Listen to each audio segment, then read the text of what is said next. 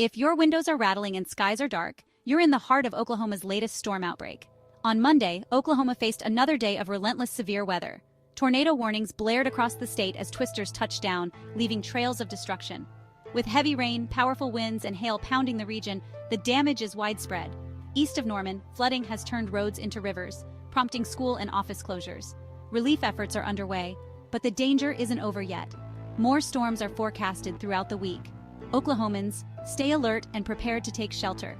Your safety is paramount as the severe weather continues to batter the state. Follow local updates and heed all warnings. Stay safe, stay weather aware.